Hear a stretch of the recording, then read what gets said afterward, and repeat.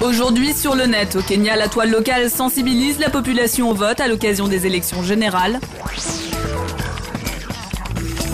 Le web, nouvel Eldorado des rumeurs. Et les brèves du jour.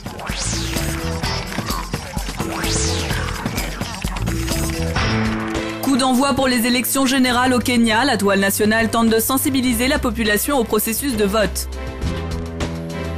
La commission électorale kenyane propose sur son site une vidéo expliquant comment voter. Elle rappelle également aux internautes qu'ils ne doivent mettre qu'un bulletin dans l'urne. La corruption représenterait un des principaux problèmes des électeurs kenyans selon ce blogueur. Pour cette Kenyane, la population accepte souvent d'assister à des meetings et de donner son vote pour gagner un peu d'argent.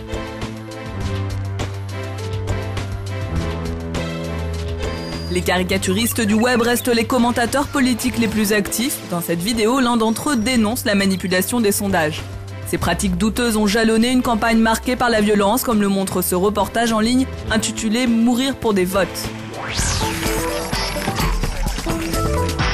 Pas de répit pour les rumeurs sur le net, aucune barrière juridique ne peut encore stopper la propagation d'une rumeur en ligne. Vraie ou fausse, elle fleurit sur la toile. Ainsi, Tony Parker, tout juste marié à l'actrice de Desperate Housewives Eva Longoria, aurait eu une liaison avec une mannequin. Une information rapidement relayée sur la blogosphère. Le basketteur réclame 28 millions de dollars de dommages et intérêts aux responsables du blog X17 Online. L'engouement des internautes varie selon l'exclusivité du scoop. La rumeur confirmée de la relation du président français Nicolas Sarkozy avec Carla Bruni a fait fureur sur la toile, mais pendant quelques jours seulement. Les photos dénudées de Laure Manodou diffusées à son insu ont-elles toujours autant de succès? Son nom est l'un des plus recherchés du web. Certains rêvent d'atteindre cette notoriété sur la toile et c'est l'un des travaux pratiques d'un établissement scolaire de New York. Plus l'élève réussit à s'imposer sur YouTube, Dig ou encore Technorati, plus sa note est élevée. L'objectif, comprendre comment l'effet buzz fonctionne. La gamme Odo de Sony consacrée aux produits high-tech respectueux de l'environnement vient de créer un drôle d'appareil photo, le Twirl and Take. Avec sa forme de roulette à couper les pizzas, il n'a plus besoin de batterie. Il suffit pour lui fournir de l'énergie de le faire rouler. Cet objet ne sera pas commercialisé mais atteste de l'effort mis en œuvre pour allier haute technologie et respect de l'environnement.